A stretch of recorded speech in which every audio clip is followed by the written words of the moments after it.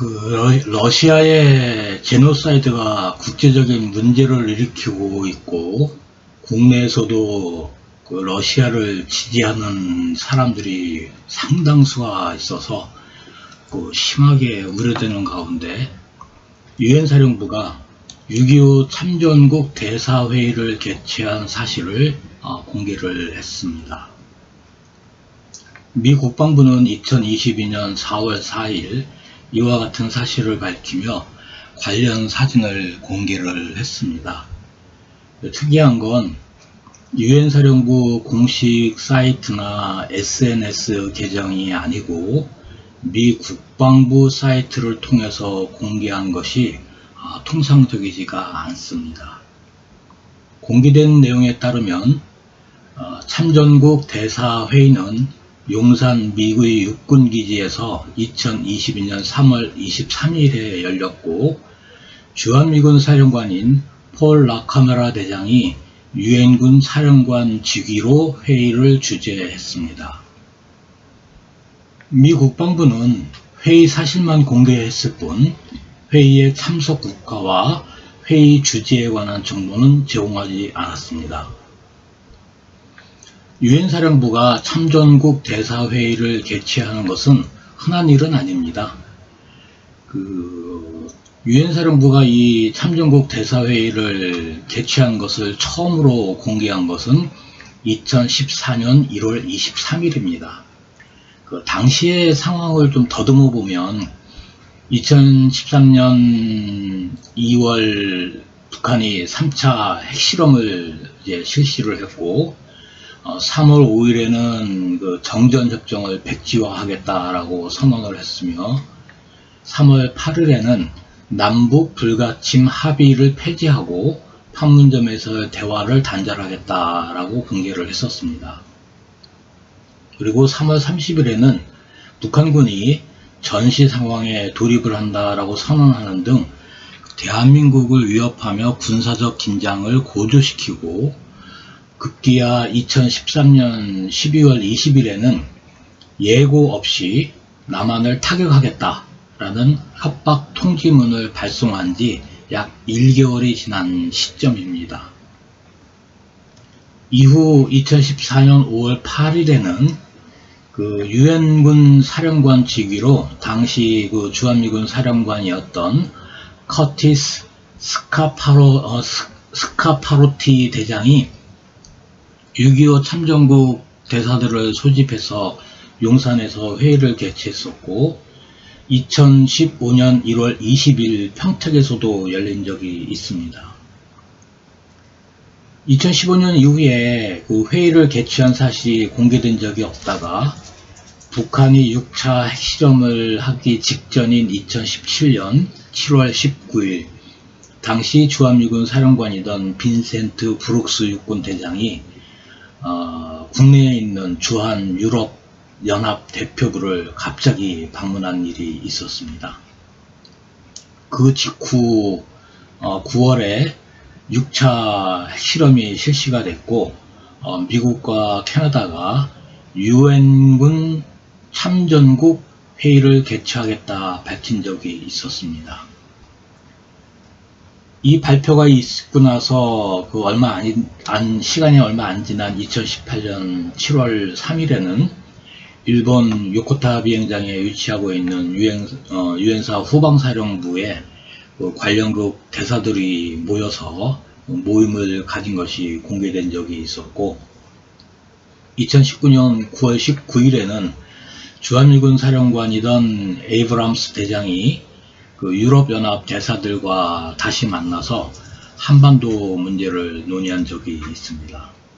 가장 최근에는 2021년 11월 17일 라카메라 대장 주재로 참전국 대사들이 회의를 마치고 판문점을 방문하는 행사가 있었습니다.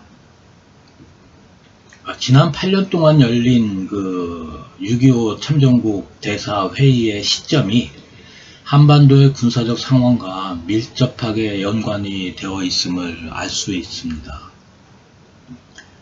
그런데 이번에 열린 회의는 지난 8년 동안의 패턴과 상당히 다른 모습을 보여줍니다.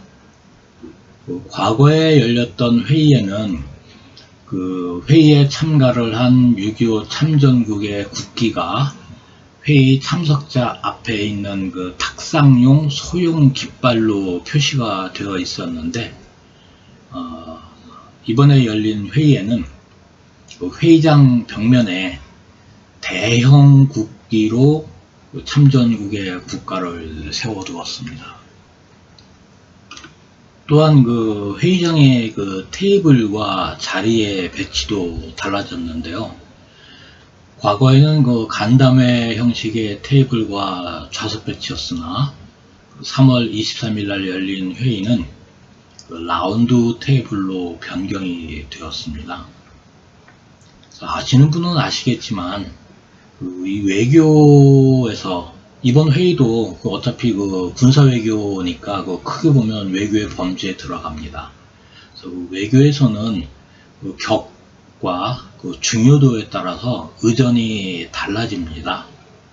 그래서 의전이 달라졌다는 것은 격과 중요성이 변경이 되었다는 것을 의미를 하고, 이번에 의전이 상승 방향으로 달라졌기 때문에 이 회의의 중요성이 더 상승이 되었다는 것을 의미를 합니다. 회의에서 어떤 내용이 논의가 되었는지 공개된 것은 없으나 북한의 최근 대륙간 탄도미사일 발사와 관련된 것이라는 것은 쉽게 추정을 할 수 있을 것 같습니다. 참전국 중 어느 국가가 참석을 했는지 역시 공개된 것은 없습니다. 그러나 이제 벽면에 세워진 국기의 숫자와 라운드 테이블에 앉아있는 참석자 수를 세어보면 국기는 한국과 미국을 포함을 해서 총 21개국입니다.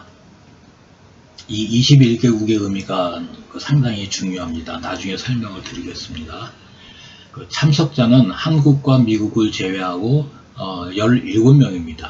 그래서 2개국 대사가 참석하지 않았다라는 것을 알게 됩니다.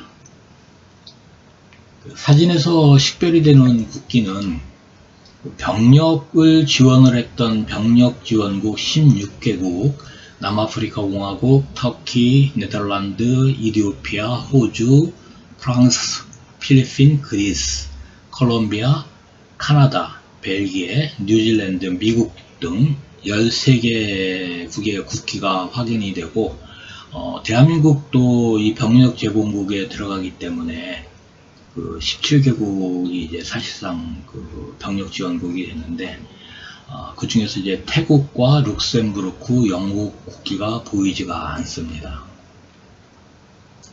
그 다음에 의료 지원을 했던 5개국인 덴마크, 스웨덴, 노르웨이, 이탈리아, 독일 국기는 모두 확인이 되고요. 물자를 지원을 했던 63개국 중에 아주 특이하게 스위스 국기가 이제 식별이 됩니다.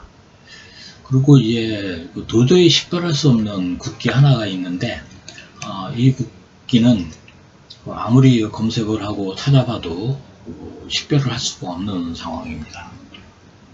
정리를 하면 병력 지원국 중 3개국이 이제 빠져 있다고 말씀을 드렸죠. 태국, 룩셈부르크, 영국인데, 태국과 영국은 유엔 사령부 후방기지 구성국이므로 회의에 불참을 해도 큰 문제가 없습니다.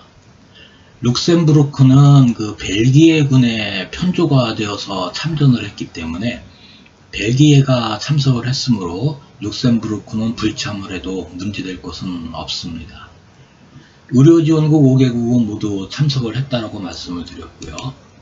따라서 사실상 병력을 제공을 했던 16개국과 의료 지원을 했던 5개국을 합치면 21개국 모두가 참가한 것이나 다름이 없습니다. 아까 제가 앞서서 국기가 총 21개가 식별이 된다고 말씀을 드렸었죠. 이 21개가 병력 지원국 16개국과 의료 지원국 5개국을 합쳐서 21개국입니다. 그렇다면 이 회의의 의미가 무엇이냐? So what? 도대체 무엇을 의미하기 때문에 이 사진을 공개를 했느냐? 아주 의미는 단순하고 명료합니다. 현재 대한민국은 휴전 상태입니다. 종전이 아닙니다. 만약에 북한이 남침을 해서 다시 개전이 된다면 병력과 의료지원팀을 보냈던 이 21개국은 국제법상으로 전쟁 당사자 국가이므로 다시 한국에 병력을 보내야 하기 때문입니다. 이번 편은 여기까지 하겠습니다.